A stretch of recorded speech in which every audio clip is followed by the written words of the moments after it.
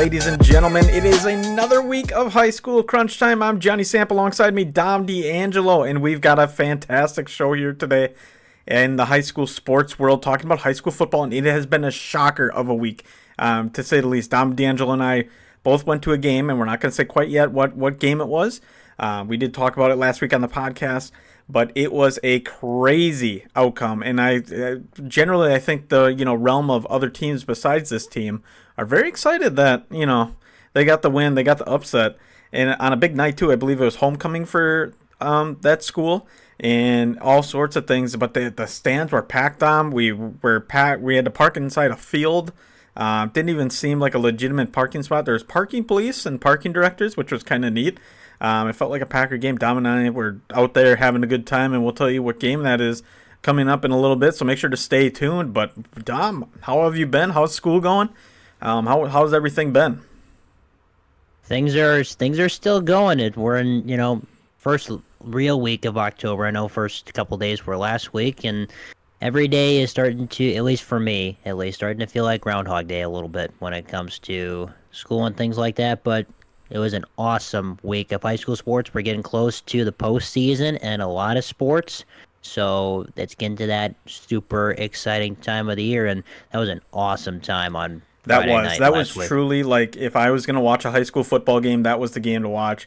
Yeah. Sit down, or well, we didn't even get to sit down. We had to stand up inside, like at the end of the end zone, and we watched it from there, which was perfectly fine. I mean, there looked like there's plenty of seating once the band kind of moved on and out, and there looked like there's plenty of seating. But those fans out there, and we're going to talk about this school quite a bit here today, because we give them a huge congratulations. They got a huge upset and a couple key notable players in that one. But they also took that team down out of the top 10. They've been sitting high at the top 10, their opponents, and they were in the top 5. And I'm guessing you already know who I'm talking about. But they took them down. They got them outside that top 10, which is kind of shocking on the Max Preps rankings. But that's what we're here to talk about. That's why you watch High School Crunch Time, and that's why we're here. Once again, Johnny Sampa and Dom D'Angelo. We'll get things started here, Dom. So your Notre Dame, we were talking about it. They're just outside the top 10. They're at number 11 right now, and they had Sheboygan South winning 59-0. Another dominant win in that FRCC South. Continues to cook, seemingly, if you want to say they're the chefs there. But they continue to find ways to win. Max Pierce, I'll have you actually go through the stats here and talk about Notre Dame a little bit. Yeah, well, I'll try to keep this quick. It was this game was over with pretty quickly. They scored 28 points in the first quarter and 49 in the first half. The big numbers from this game came from Christian Collins, who's going to be a guest on the show coming up soon, so stay tuned. Oh yeah, for that. that's true. I was gonna, maybe a little spoiler, but hey, everybody can get excited for that. Good guy. Christian Collins is going to be on the show, so we're looking forward to talking to him. He had big numbers, 11 carries, 201 yards, 5 touchdowns. We talk about yards per attempt all the time, 18 yards per carry. That's pretty good. Big numbers there. Max Pierce, only 5 attempts. He completed 3 of them for 38 yards. He had a touchdown pass. And, I think we talked about it last week. Sheboygan South kind of rebuilding, not the class of the division, I would say. 1-4 in the conference. Notre Dame still 5-0. So dominant showing for the Tritons. Once again, Asa Poyster had a good game, 2 sacks. It was nice to see someone other than James Flanagan get a pass rush for the Tritons.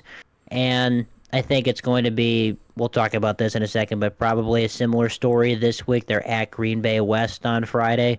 So they just kind of keep things rolling, man. That backfield with Collins there, it's a tough thing to stop.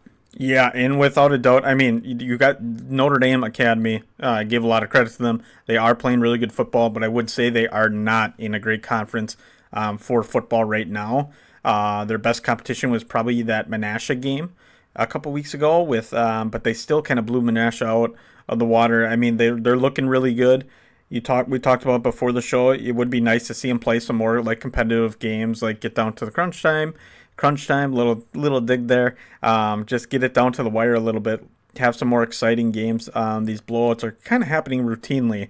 But I do want to give also a shout out. We talked about Christian Collins coming on the show, and we will have our next show here Posted sometime early next week, I actually think. Once we get past this week of high school football, Jonny, Dom, and Christian are going to be recording over the weekend, so we'll have a quick show, and then you guys will be able to watch it really quick. Get all that updates on your high school football, that sort of thing.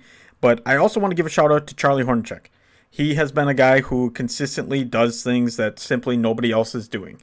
I mean, looking at his stats, it looked like he had a TD reception, but then he also has a fumble return for a touchdown. Like, what other player in the whole state of Wisconsin is getting those kind of picks, those turnovers, that sort of thing, but also producing on the offensive side? I mean, it's hard to say, but he's kind of like a Travis Hunter out there. He's playing both sides of the ball. He's doing it really well. It's not like he's struggling on one side. Both sides, he's the guy. He can wave his arm and say, I'm open before the pass is even thrown. And, if he wanted to, he's a humble kid, obviously, and he doesn't do that. And then on defense, he just lines up and he gets those picks. He gets those turnovers. He finds a way to get the ball, out of the receiver's hands and into his hands as a cornerback. And it truly is impressive what he is doing on that defensive side of the ball. Yeah, 3 interceptions, leads the team. To your point, he had a fumble return for a touchdown last week. He also has a half a sack, which is That's uh, sweet. I'm gonna say pretty cool because Notre Dame doesn't really blitz a lot. So seeing that is kind of surprising, to be honest with you. Second on the team in total tackles at 32. He's been better than advertised, I think, is the way to put it. He's the Minnesota Duluth commit. They're getting a stud in him because not only is he really talented, he's a gamer, man. Like, we talked about that Menasha game a couple weeks ago. He won them that game single-handedly. Had an interception. He had the game-winning touchdown. So people, I think, focus on Christian Collins and James Flanagan, and rightfully so. They are both very highly ranked in their respective positions, but the unsung hero, if you can even call him unsung at this point, has been Charlie Hornacek. He's been everything and more for this Notre Dame team because, to your point, he can shut down your best receiver, and he can also go for 100 yards on the other side as well. So he's been really, really good for them, and if they're going to make a deep postseason push, they're going to need him to continue to be really good. And he's a guy, I think, from just seeing how he's been playing this season and everything else, he's a guy that I think you can really kind of lean on. He's got a great presence with him. He plays really good football, and he's just a ball hawk. Whatever side of the ball he's playing, he's always going after it, and he's always going to find a way to come down with it. Yes, he is a taller, lankier kid, so that does, help on his side. But he is really playing, phenomenal football from a high school standpoint, and just being competitive at it week in and week out. There's no real drought with his play, and I know we're kind of hyping him up right now, even though he's not on our show quite yet. But maybe he will come on. Could be. Maybe he'll see this and come on to the show. But yeah, he's playing really well. He's doing a lot of things, just better than simply other people are doing, and it's really exciting to see for him. Just as a player, just as a guy learning the game still. Obviously you're still learning the game. You're going to Minnesota Duluth to play a little more football, and it's going to be exciting to see what he does in his career with the football side of things. And I'm sure that's not his first focus. I'm sure he's going for something else, but he's really, really impressive player. Really good. He's just an athlete all around. He's a good runner. I believe he did track at one point. In his life, he played basketball for a long time growing up. He had a couple brothers come through the basketball program there. And he actually played his freshman year, but then realized that, hey, this football thing's going pretty okay. So he kind of started focusing more so on that a little bit. You see some of these kids, and it's just so remarkable to watch them do what they do because they're just so talented. And Charlie's a perfect example of he's pretty much good at anything that he tries. It's really, really incredible to watch it. Yeah. But let's move on here, and then we'll get to our bigger game, or the game we went to. Break that down a little bit. Now, this game was nuts, ladies and gentlemen. It was, I think there's fireworks at the end of it. It was nuts. But it was, I'd probably making more than it was. But Neenah, they get a big win over Kimberly, 29-28. And I got to give a lot of credit to that kicker because he came in crunch time, as we would call it here on the show. I was nervous for the kid because it was like there was maybe 10 seconds left in the game, and he comes Yeah. up, and it wasn't like a given field goal, like, I mean, nothing's given in high school level, but it was, well, I think it was probably like a 20 yard, 5 yarder. I mean, not a super long one, but a chip shot indeed. But still, like, the fans were all nuts. You could tell there's a lot of tension in the building, and they got everybody going. And this poor kid comes out. Actually, this lucky kid. He's probably the king of homecoming at this year. But they had a total enrollment. It looks like of 1,977. And as you mentioned in the notes here, it seemed like everybody was out there and more. I mean, there had to be at least, I was thinking more like 3,000 people at least. Had to be close. Yeah. It was packed. And for a high school game, Van Evenhoven, he had another solid game. He looked good. I mean, he didn't look great. I'm not going to say he totally torched this defense, but that's not expected against Kimberly. He was 14 for 18, 211 yards, 3 TDs, 1 interception in that contest. Now, this was the guy that really was exciting. And he was on the board a lot. The Jumbotron thing they had. Yeah, they actually have a pretty cool scoreboard. If you want to go see a cool scoreboard, they have players that like dance after they touch the ball and that sort of thing. I like it. But it was Grant Dean. He had a monster day. 11 carries, 147 yards, 1 rushing touchdowns, 4 receptions, 49 yards, and 1 receiving touchdown as well. But Grant Dean, I mean, he was playing both sides of the ball as well. Yeah, another guy who is just the heart and soul of this team. He pretty much won the game. He had an interception on defense too, and that one touchdown catch that he had in the corner of the end zone, he really had to fight for that thing. It was really, really great catch and a good throw. 13 yards a carry. I mean, that'll work. And he broke one of them. There was like a 60 or 70 yarder in there. So yeah, he was all over the place. Played a really, really, really good game. And to your point, Evan Van Evenhoven only missed 4 throws. Like I thought he was really good. He was decisive. That interception was not maybe the greatest thing in the world. Kind of threw it up for grabs into double coverage there. But I thought he was really decisive. I thought he made good decisions for the most part. And to your point, the special teams were an interesting thing in this one because Oh yeah, Neenah had 2 extra points blocked after they scored. And so that's really the reason why they needed that field goal at the end there to win the game, was because they had 2 extra points blocked, which was really interesting. But to their credit, their special teams also stepped up from the standpoint of they forced a fumble or a muff, I should say, on a punt. Yeah, which is very uncharacteristic of Kimberly. Extremely. So that really got them back in the game because they would have been up against it. It could have been a 2-score game, just like that, with how Kimberly's able to move in and scoring the ball. So huge shout out to the special teams there. I remember I said it last week. You got to win the field position battle in this game, and quite honestly, I think they did a really good job of doing that in this game. Yeah, and without a doubt, Neenah, just coming through on a big night for them. It was, I believe, homecoming night. I did talk to a couple people there.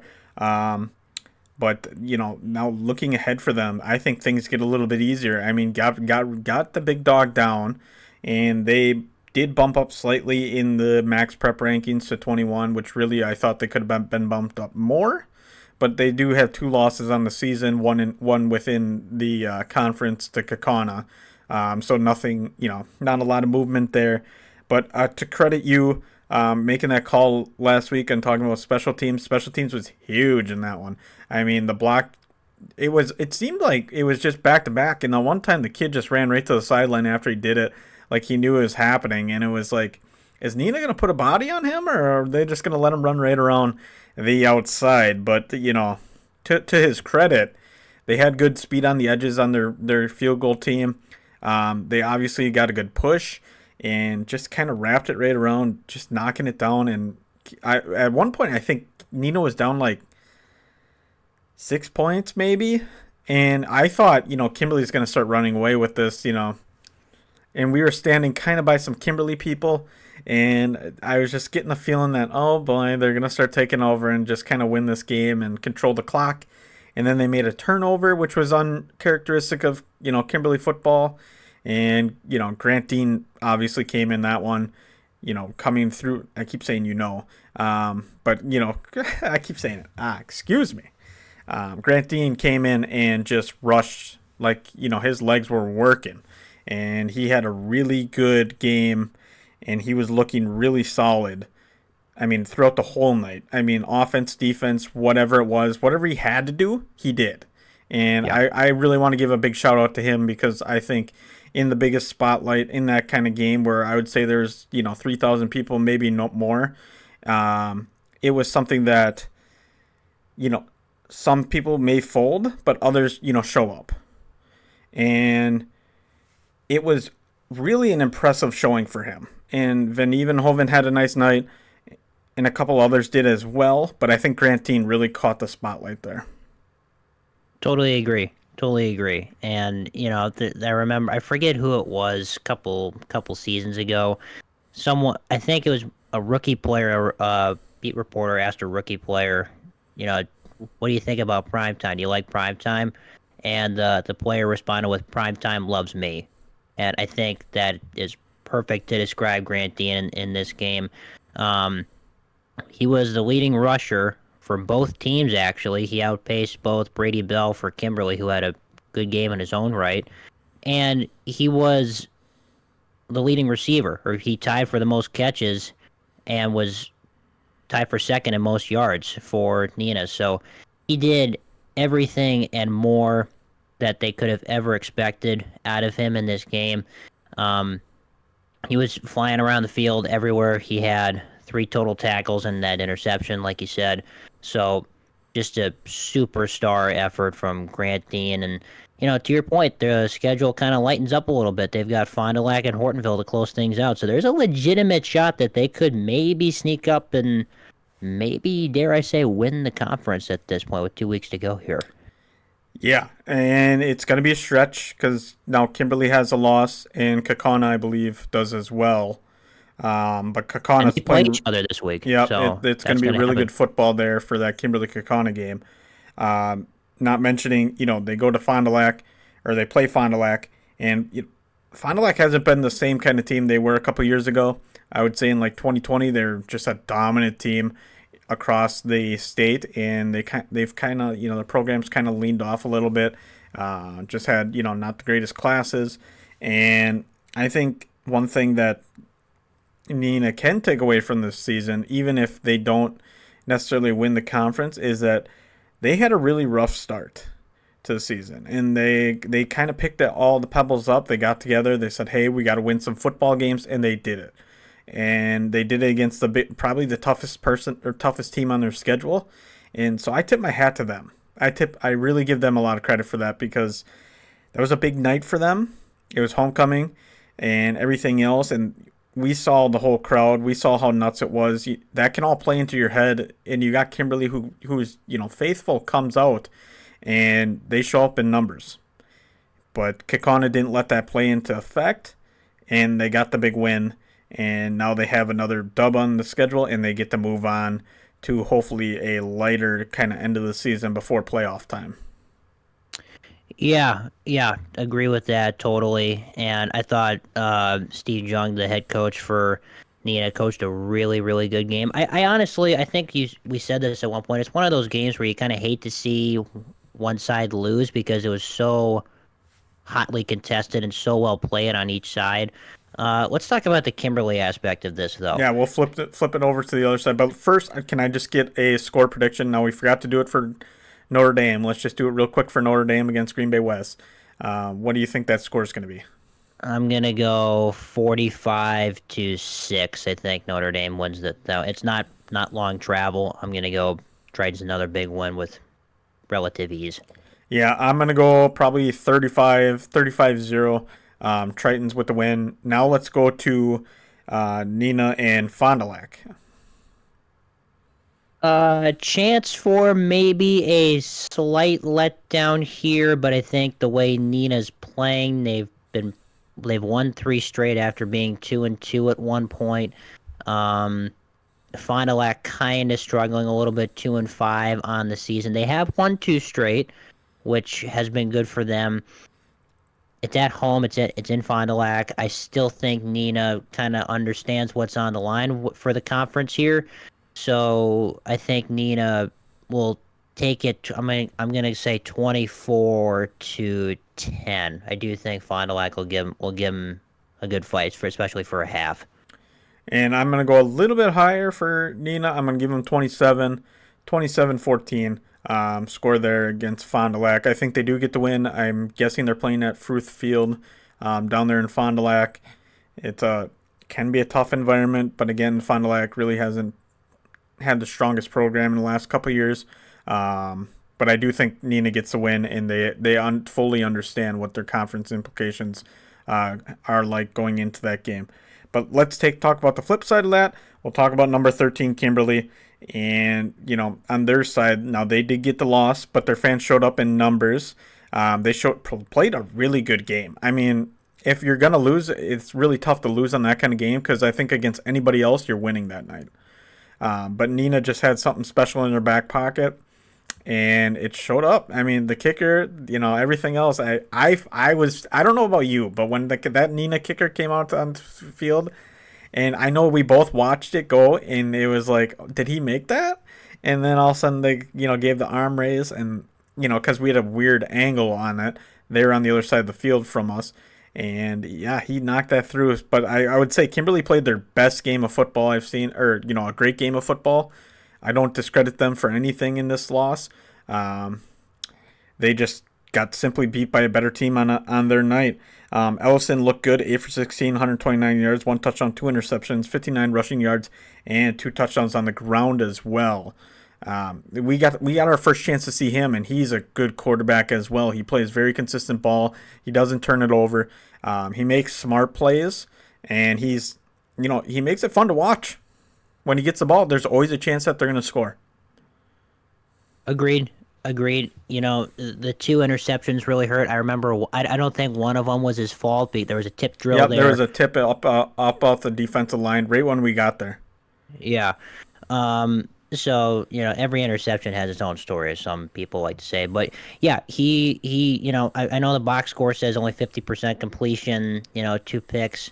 He played really well because that Neenah pass rush was maybe not getting necessarily home, but they were definitely causing some pressure on some throws, and the coverage is pretty solid. So yeah, he is really really good, and I think what's most impressive about him is how tough he is because he was taking some punishment, and he was dealing it. He wasn't scared to go in between the tackles and get put his shoulder down and get into the end zone a couple of times. So he looked really solid. Brady Bell looked really really good.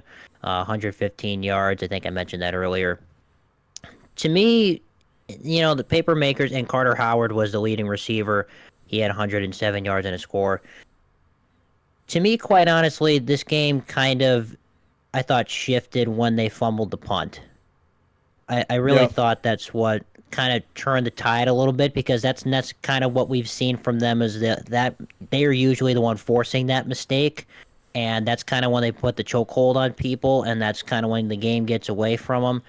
And I don't think that there's much more that they could have done other than maybe field that cleanly that makes a difference in this game. I just thought I didn't walk away from that disappointed with Kimberly. I came away from that impressed with Neenah because they played so well.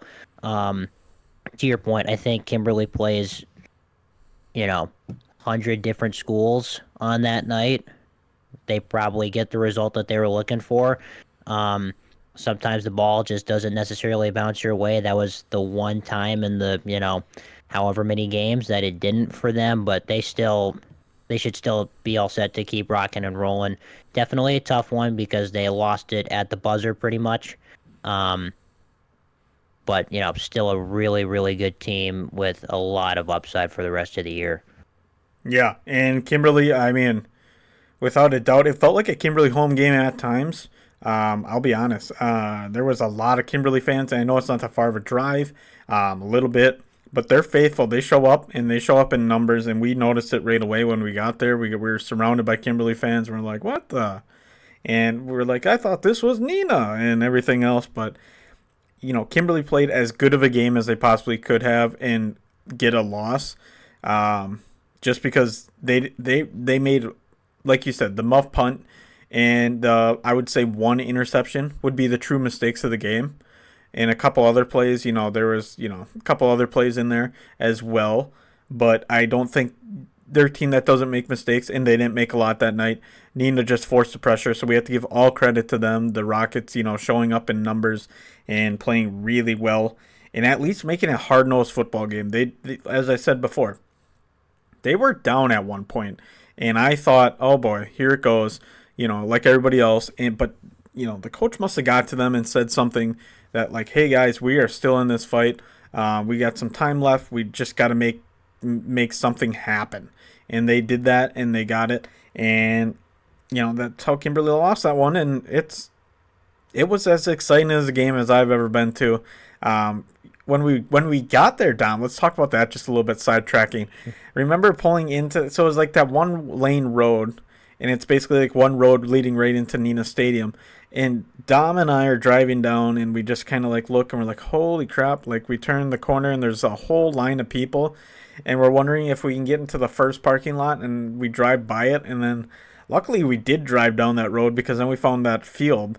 But when Yeah. we did that, we were like, oh no, there's not going to be a single. The guy basically blocked it off and said, go find another spot, and we're like, holy shnikes! And then we go to the main parking lot in front of the school, and we drive around in there, kind of circling there, looking for some sort of spot. Nope, nothing. So then I was ready to give up. I was like, okay, there's not going to be a spot. We're not going to be able to park. If we do, it's going to be at like a gas station 4 miles away. Now, Dom is a cross country runner. He can probably run that, but I ain't running. I'm going to be sweatier than sweaty. I'll be like a split hog out there. But yeah, and then we find the field and the field parking, and I go, hey, can we park in there? And we saw some cars going in there, and we found our way in. It was just nuts. And then we were like 4 rows back in the parking lot, and Yeah. in the field. So the field was filling up quite quick as well, and there was still a long line of people trying to come in, and it was just nuts. And I was like, I looked at Dom, and now, I went to Bayport, a little bit bigger of a school. I've seen big high school football games, and I haven't seen anything that big. That was just simply bigger and larger than what I've seen and what I've experienced from the high school level. And it was just nuts. And I think Dom was on the same page. I remember you calling your dad, being like, "Well, we made it, but we are parked, in the middle of the side field and whatever." Yeah.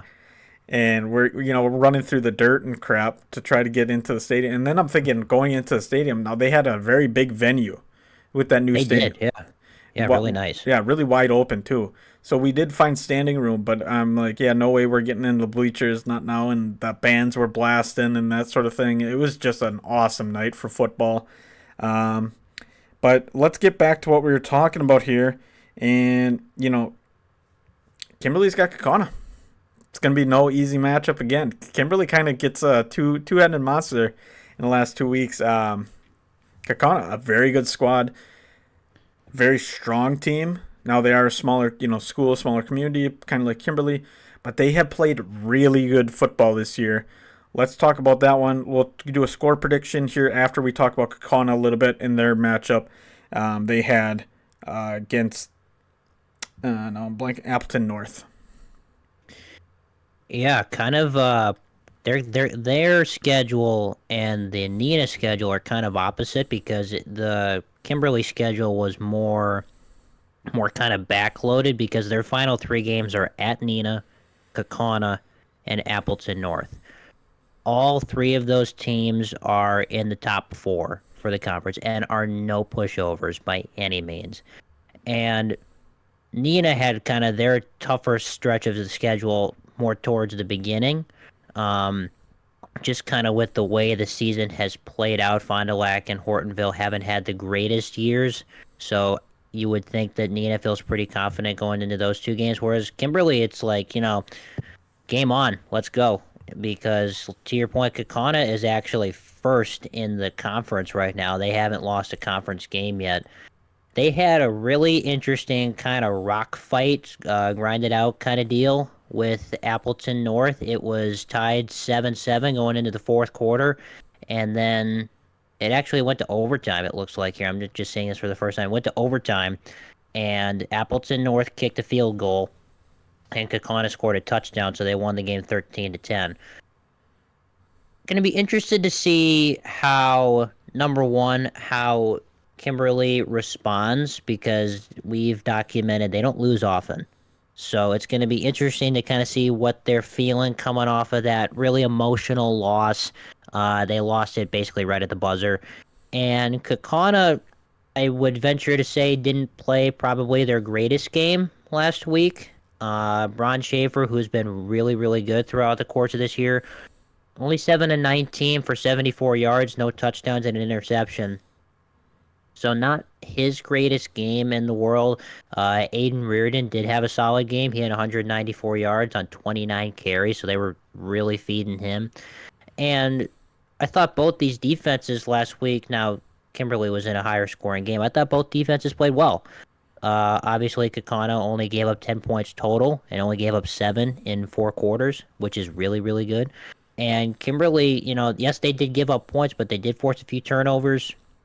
And quite honestly, they had them right until the very end. So this is going to be really, really interesting to see how this plays out. I believe this one is in Kimberly, so that should benefit the home team quite a bit. Big game. We saw how big an impact the crowd played last week in that win for Neenah, so I think Kimberly and their faithful are going to show up, be loud, be proud, and probably come out firing this week because, like I said, they don't lose very often. Yeah, without a doubt. So I just want to mention that, 13-10 win over Appleton North. We were watching that game from the Neenah scoreboard, which gave updates throughout the game. And I remember seeing that 7-7, and we're like, what? Like, what's going on there? Like, because we thought Kimberly was, or excuse me, Kakana was going to get off to a pretty strong lead, maybe 10 points, 14 points, somewhere in that ballpark. They just didn't really find their rhythm in that contest. And that's a credit to Appleton North. I mean, Appleton North was, at one time 3-0 in the conference. Now they've had a couple slip ups here, and they're not quite seeing, they had lost to Neenah, and now they lost to Kakana. So they're probably seeing more them falling down those conference standings. But they're both good teams they lost to. So Neenah's playing good ball. Kakana's playing good ball. They got this past week. They kind of shut down Kakana, but Kakana found a way to kind of get those wheels going just a little bit, just enough to get the win. But now for that Kakana Kimberly game, we got the two K towns right next to each other. Who do you got winning that contest? Because that might be an interesting one. I'm going to say Kimberly bounces back. I think they get it done because I think that their defense is going to be rejuvenated and ready to go. Kakana struggled offensively last week, which I saw them struggle offensively one time in person, and then the next week they came out blazing and scored 35 points on a really good West De Pere team. So I'm going to go Kimberly for the simple fact that they're at home. That's kind of what I do in these toss-up games. I think that the home crowd is going to play to their advantage. Not that Kakana fans don't travel; they certainly do. But I'm going to go Kimberly in a really close one. I think it's going to be similar to a couple of other games that we've seen in this conference so far. I'm going to say Kimberly 30. It's kind of a weird score. I'm going to say 30-27. I think going to be really similar to the game that we saw this past Friday with Neenah and Kimberly. It's going to come down to a field goal at the end. That's a great thought. I guess with Kimberly, really solid team. Obviously, really kind of a powerhouse, and Kakana definitely kind of struggled. And Kimberly looking for that bounce back, and Kakana definitely struggled against that Appleton North team, which isn't a real good indicator that they're going to be real strong against that Kimberly team. Both schools are very, big schools, big teams, and Kakana struggled. Now, it could have just been an off week. Could have had that bad chicken tender at lunch. We were talking about that last week. You never know. But Yeah, I'm kind of in the same ballpark. I think Kimberly gets on the, they find their pace again. They find what they're doing. They find what they're good at once again, and they get a win here in a tough one. It's not going to be an easy one. It's going to be a grudge match. It's going to go down, like you said, to maybe a field goal, last second touchdown. If I know, I would be a genie and would be in Vegas somewhere. But I would, if I had to guess, I'm going to guess Kimberly puts up. I'm going to say Kimberly puts up 28, and then I'm going to give Kakana 24. I think it's gonna. Okay. I think it's gonna be a highly competitive game. I think offenses are gonna both see struggles.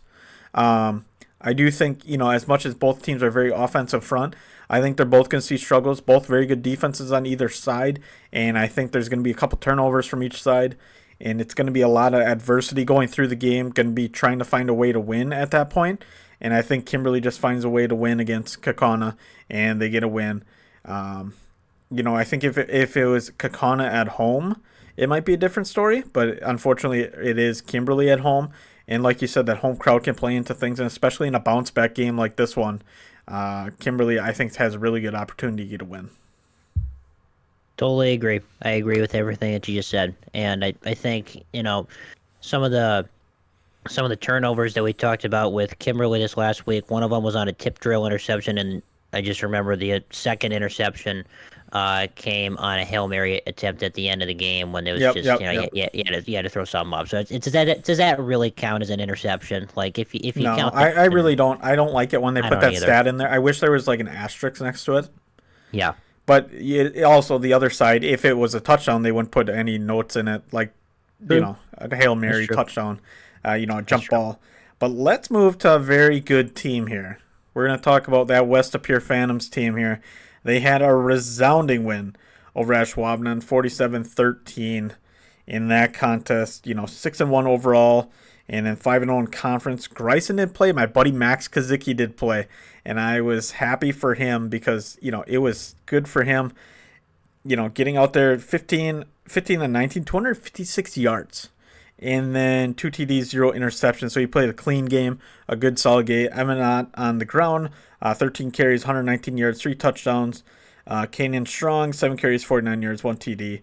Really balanced attack from that West Appear team. And that's what we kind of talked about coming into it. Now, Greisen did not play that game. And that was one big note I thought from that game that shows really how good this offense is. Not to say Max, he just hasn't had the reps this season. And I talked to him, and then when I did see it, I sent him a little thing like, "Oh, I heard somebody kind of torch the defense here this weekend, put up 256 yards. Is the arm a little tired?" I texted him, and I'm like, "Is somebody getting a little tired? Or whatever?" Because that's an impressive stat. So big shout out to Max Kazicki. I said I would give you a shout out, Max. Hopefully you're watching us, so I have to give you that shout out, big guy. I hope to see you at work. It's always fun to see you. But anyways, you know, Phantoms just keep rolling, and they're looking for that conference title. I talked to the defensive back on West Appear as well, and he is hungry for Bayport.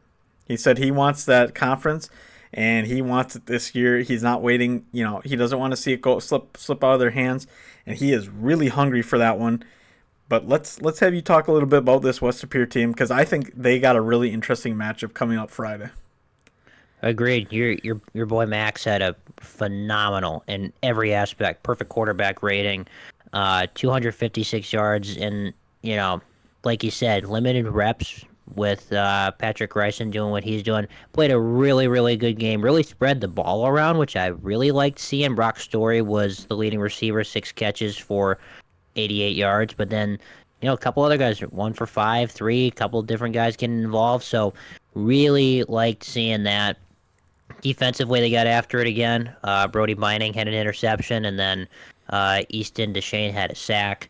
So they were all over this Ashwaubenon team, and they're just the ultimate plug and play team. That's really coaching right there. When you look at the way when you have your starting quarterback go out. I remember we talked about this with another team at one point.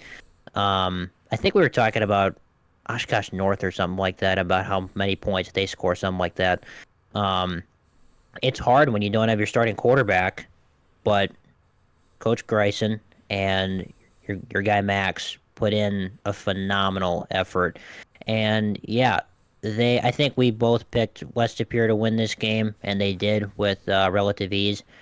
And to your point, this sets up a really, really interesting matchup with your alma mater, the Bayport Pirates, and a game that is going to decide who wins the conference this year. Or the FRCC when it comes to football is kind of weird because there's a North and a South division technically, so I kind of break it up into divisions. I know not everybody does that, but the North side of the conference is going to come down to this Friday.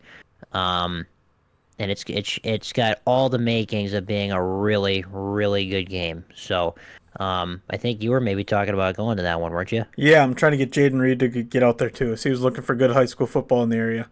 That'd be nice. So I'm going to try tweeting at him, see if he responds now.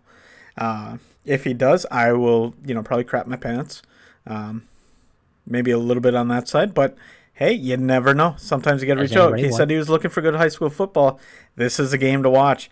And we'll talk about Bayport here now. We'll just kind of flip the script a little bit. Bayport, they had a tough win over De Pere, and that's something that I know Max talked about when I did see him after that game. They just slipped by it. 19-17, it was a game-winning field goal at the end of the game. But Matt Stevens, 12 of 21, 146 yards, 1 touchdown, 3 interceptions. Brady Moon, 19 carries, 136 yards, and 1 touchdown. And then, obviously a lot of real questions here for Bayport because I think this was a game that the Pirates expected to kind of dominate and really just couldn't find the pace. Considering what West Superior did the week before, I think that was something a little different because I was talking to BJ Griffin, and he's that defensive back for West Superior, and he was talking about how, when they played De Pere, it was shocked, after the first quarter or first half that the game was such a blowout that they really didn't know what was going on. And then he's like, well, and then the Bayport plays the next week, same De Pere team, and really couldn't get a hold of the win, couldn't really get a serious lead in that contest, and it had to come down to the wire. But what are your thoughts here on that Bayport win over De Pere first, and then we'll talk about the West Superior kind of thing going into that. Gritty win. I know it was kind of a weird thing going on at the end. I know Brock Gothier got a safety, which was the ultimate difference in the game. This is just proof that you can't overlook an opponent. You were a couple weeks ago praising the birds flocking to the ball and picking off everybody, and that certainly reigned supreme in this game. 3 interceptions again. So for Bayport, this was an interesting one, maybe a little bit of I don't want to say reality check because they've been playing so well this year, but it's certainly a reminder that you can't overlook an opponent because if you do, you're asking for trouble, especially in this division and conference. So I think this is one of those things where it's like, you know what, we got the win, happy for it. Was it the cleanest game by any means? No, but a W is a W. We're not going to apologize for it, and we're going to move on to our next opponent, which is a really, really good one. Yeah, and, one thing I do want to mention is, Bayport's defense was playing big, and they did get a turnover, or they did get, they had the safety and that sort of thing, which did help. Defense comes in, wins championships at times. I say at times, especially in high school football, if you can put up 45 points a game like West Superior is, it's hard to argue that the defense really has a huge impact. Not to say that West Superior doesn't have an insane defense as well. BJ would tear me apart on when he sees this. So shout out to BJ Griffin Jr. Love you, buddy.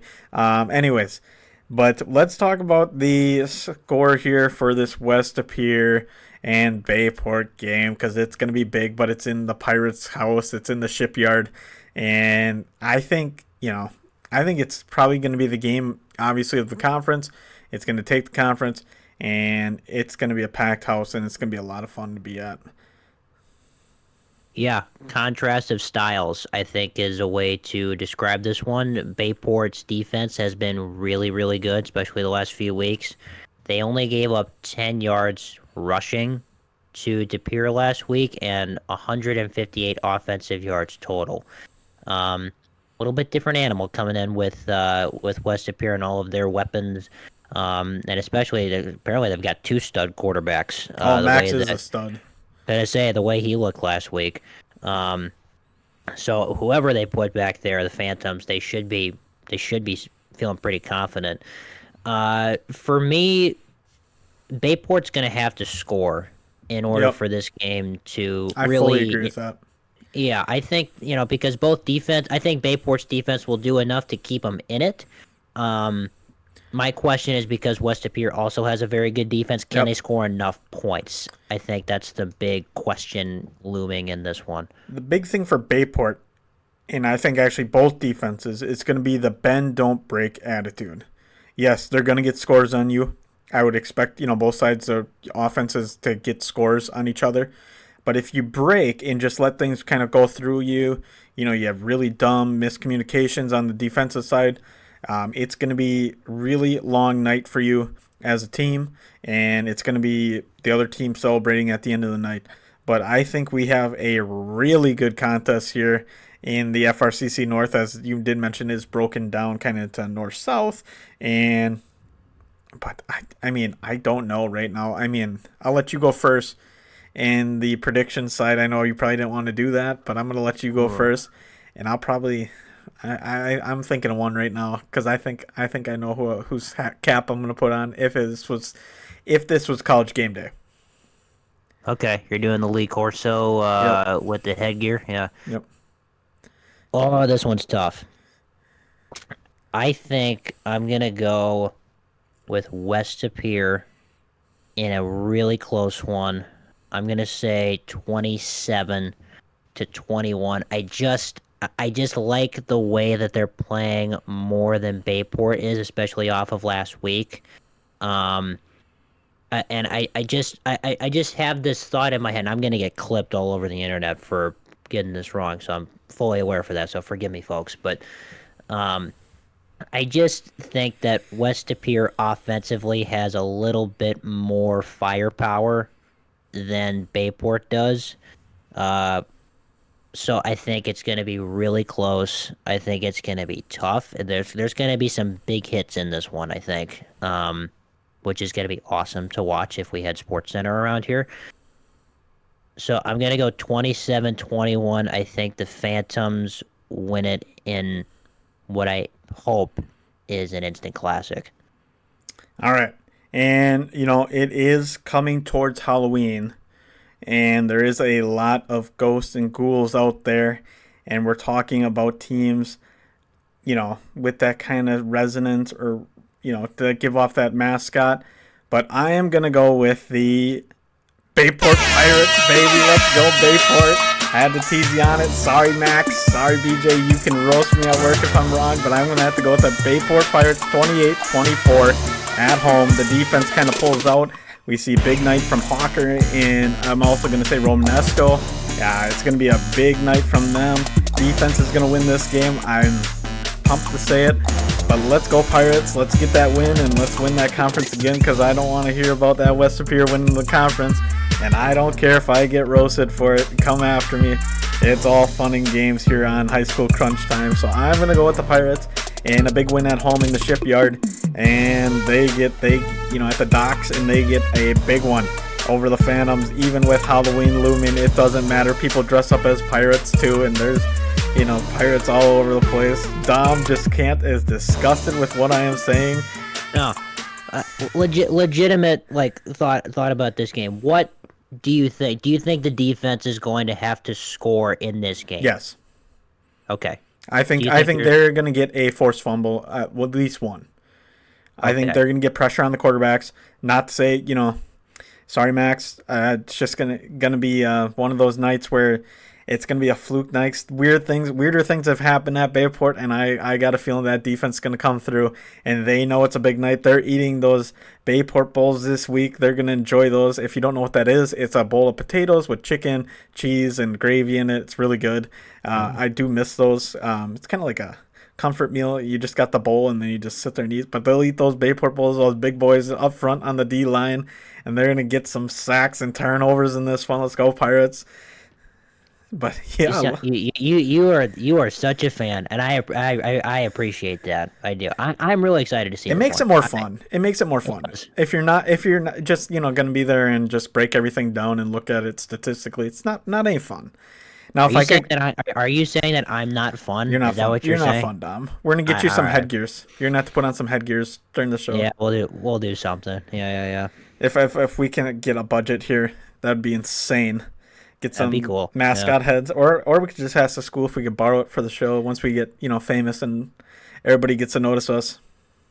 Yeah, right. Everybody's favorite high school podcast Yep. is High School Well, Crunch. We'll what get I was the gonna do, helmets.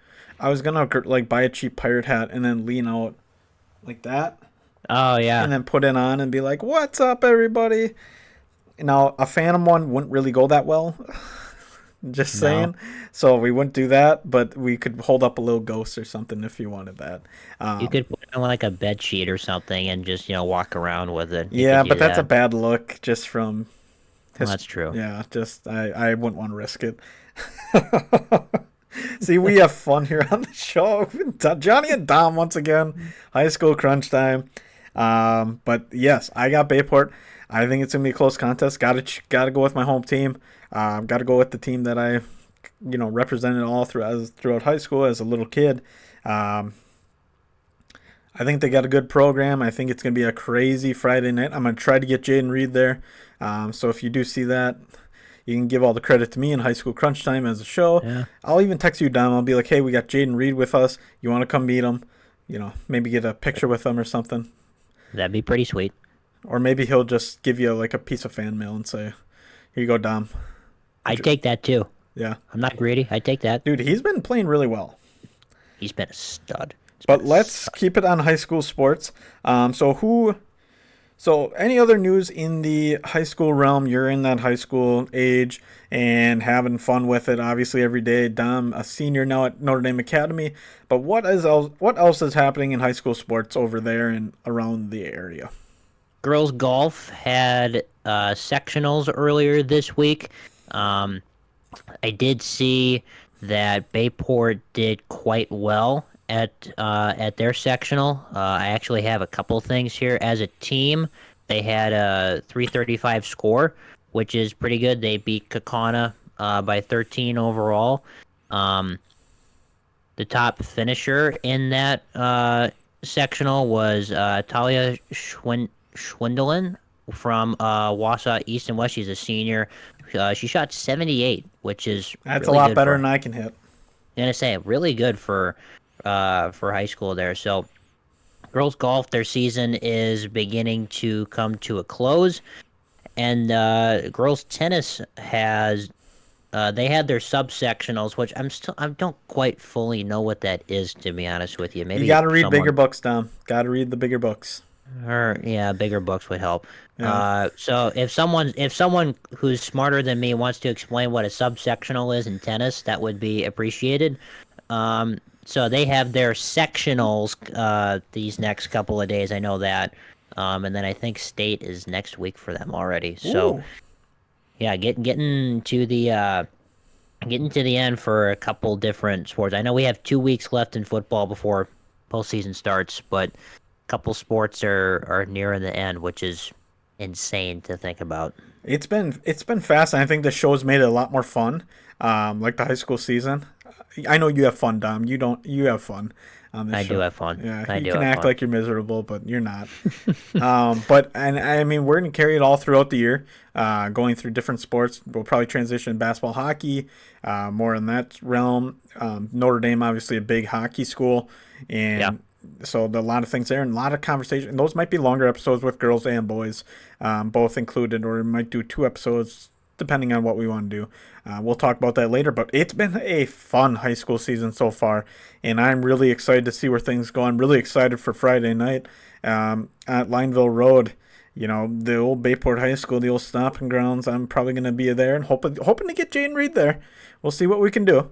You Nope. get in for free since you're this big celebrity that graduated from there? Oh, I'm not a big celebrity from there. Yes, you are. You're on this podcast. Oh, that's true. That's true. Yeah. And we were talking about getting credentials soon. For Gotta happen. Yeah, it's gotta happen. I mean, people, getting out there and seeing people out there. They'll recognize our face at the grocery store, that sort of thing. Hey, are you that guy? We'll be like, yeah, we are. We're gonna be snap finger famous. We're gonna be like, hey, what's the you're from the podcast. Yeah, the podcast. I listened to that. Yeah. Gabagool. That's gonna be us. Yep. But it's gonna be a fun Friday. Dom and I are gonna be with Christian Collins next time, which will be really fun. Have a little other taste, and I think he's gonna have a lot of fun with us. I mean, he's gonna realize that we're a bunch of fun guys, if we were Mushroom, bunch of fun guy. There you go. Any other last thoughts here? I don't think so. It's gonna be a fun Friday. Number of really good games, and I'm looking forward to talking to Christian to get his thoughts on his season, his senior season. It's been another really good one. I know he missed some time, but he's still been a stud when he's been out there, and they're going for perfection as we sit here. Today is October 9th when we're recording this. They're still sitting undefeated, so the vibes have got to be good for him and the rest of the team. All right, but that'll wrap things up for high school crunch time once again. You can follow us. My Twitter is at RealJohnnySamp, Instagram at RealJohnnySamp, everything around that Twitter, Instagram, TikTok. Now we're gonna get on TikTok, ladies and gentlemen. Be sure to give us a follow. Dom D'Angelo on Instagram. I don't know if there's any others, but you can connect with either one of us. Dom's gonna always be at those Notre Dame games, calling those games, whether it's sun up, sun down, rain or shine. He's there. He's the guy. But we're gonna have another fun episode coming up for you next week. But signing off for this one. With Dom D'Angelo, I'm Johnny Samp, and I hope you have a fantastic week and weekend, folks. We'll see you next time.